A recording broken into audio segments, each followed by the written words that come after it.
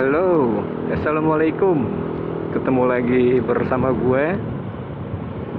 Ya, di motovlog kali ini gue akan nge-review tentang pemakaian head R15 V3 beserta isiannya, kecuali camnya ya.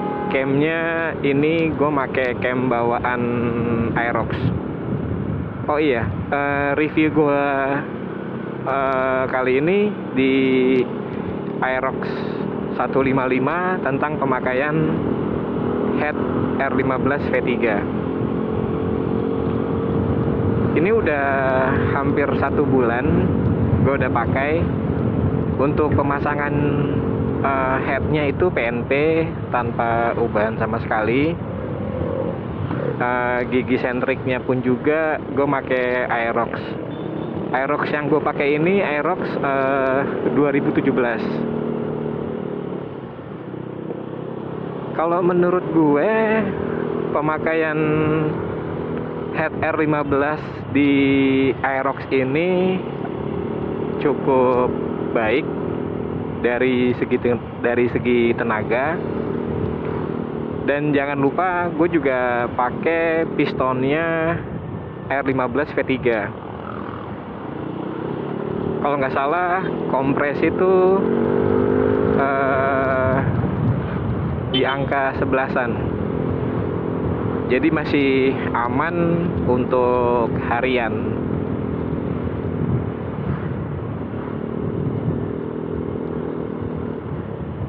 Impresi gue ya kayak motor baru ya. Tenaga bawahnya cepet, tengah sama atasnya juga lumayan cepet. Terus kalau misalkan ditanya kiriannya apa, untuk kirian gue pakai masih puli standarnya Aerox tanpa dikerok jalurnya atau di bubut pulinya. Beltnya juga masih pakai bawaan belt Aerox. Yang gue ganti itu penyesuaian di roller, karena ini motor buat harian kerja dan gue bareng sama bini gue. Ini sekarang gue juga lagi boncengan. Itu gue pakai roller 11 rata. Menurut gue cukup untuk berat badan gue ini. Kalau bentar,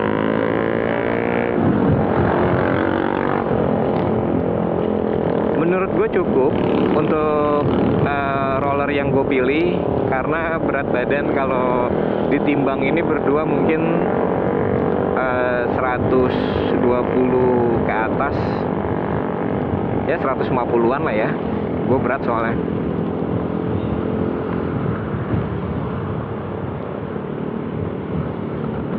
Untuk bahan bakar yang gue pakai ini Pertamax.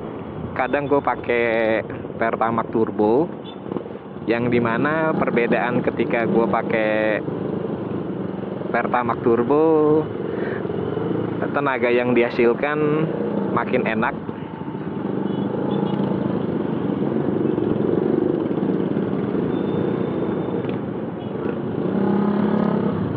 Ya, ini di Simpangan Depok.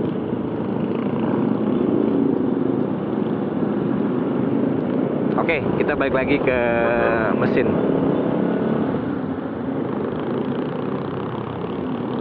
Jadi pas kalian tuh mau pakai head R15 V3, nanya PNP gak bang? PNP tanpa ubahan apapun. Kecuali kalau misalkan sentriknya itu nggak bisa lo pakai, karena rantai sentriknya tuh beda. Untuk yang Aerox, kalau dipakai di sentrik bawaannya R15 itu nggak muat.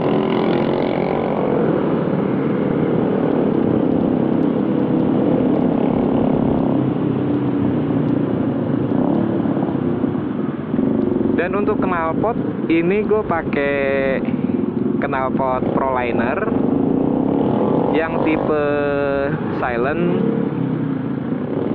Jadi ya suaranya adem-adem gurih ya. Ya maklum, motor-motor harian yang dipakai kerja, bukan untuk kebut-kebutan.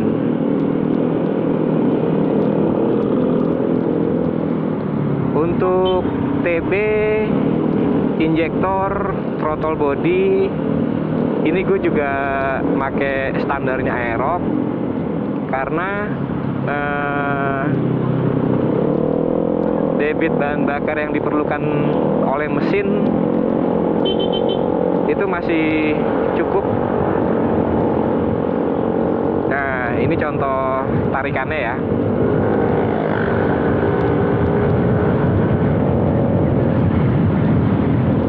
Nah, itu contoh tarikannya lah. Ini gue berdua. Kalau sendiri jelas lebih enteng lagi.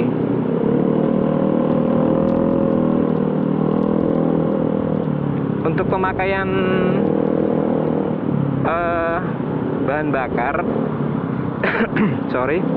untuk pemakaian bahan bakar 1 liternya kalau di speedometer itu di 43,4. Ya, gue kurang tahu apa ini akurat atau enggak.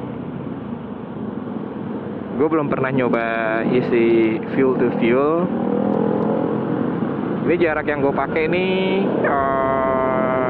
kurang lebih sehari itu bisa PP bisa sekitar 45 atau 46 kilometer.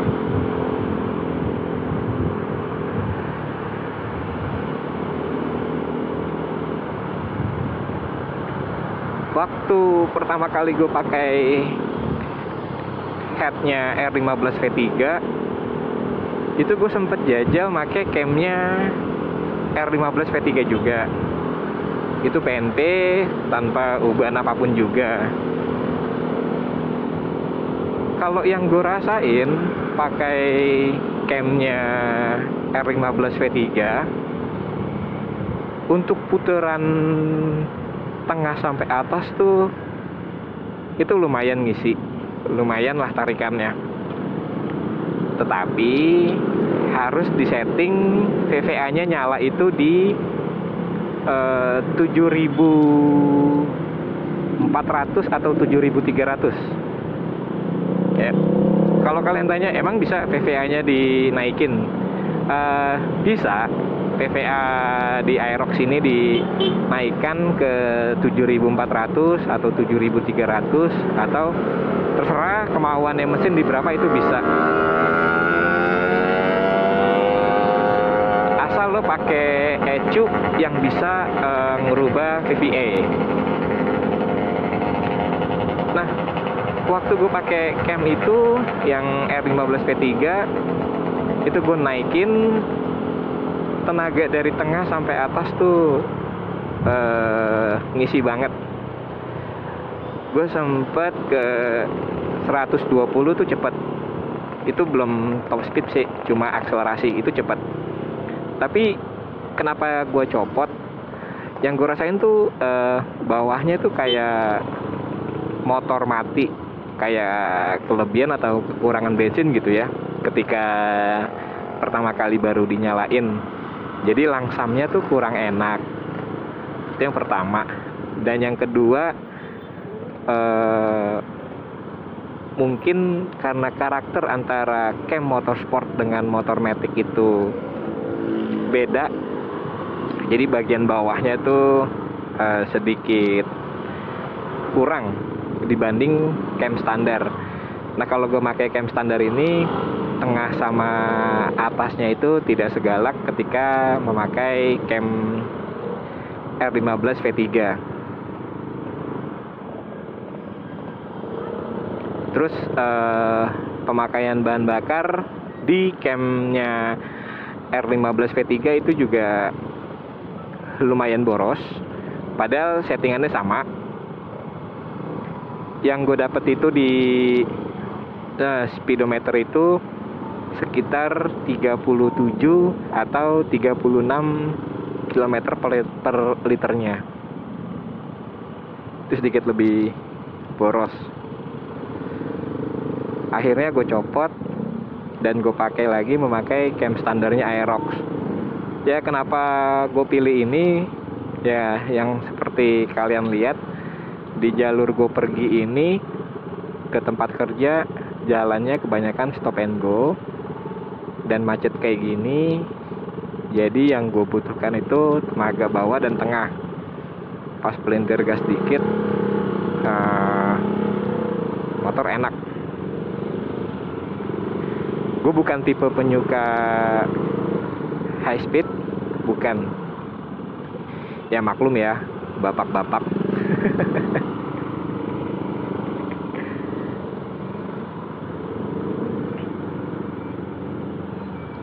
Ya, jalur tiap pagi kayak gini, apa yang lo harapin di top speed? Gak ada. Kecuali di tengah malam lo night ride, nah baru deh tuh top speed tuh. Makanya gue lebih milih cam standar aja. Mungkin kedepannya gue akan coba pakai camnya BRT atau camnya TDR mungkin, tapi untuk saat ini gue belum kepikiran memakai cam racing.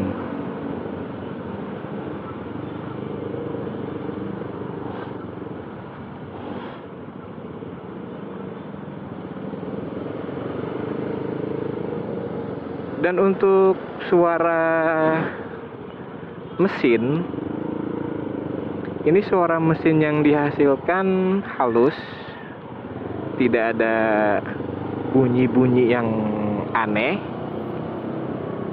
terus tidak overhead pun juga. Kalau pernah gue ukur itu posisi macet kayak gini, suhu mesin gua normal di atas berkisar ya di 90 atau 92 derajat. Terus kalau misalkan lagi jalan bisa 80 derajat, yang menurut gua tuh suhu normal mesin. Jadi pas pakai masih mesin bawaan dan atau setelah memakai headnya R15 serta pistonnya, itu suhu mesinnya sama aja.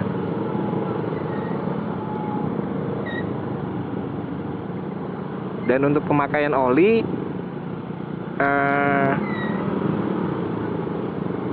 gue ganti itu kurang lebih di 2000 km. Gue pakai oli yang Motul 5100 1040.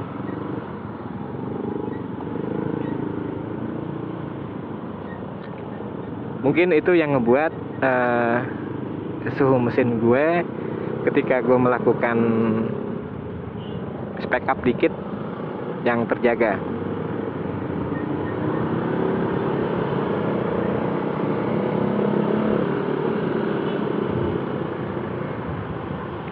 Oke, mungkin cukup sampai di sini motovlog gua mengenai penjelasan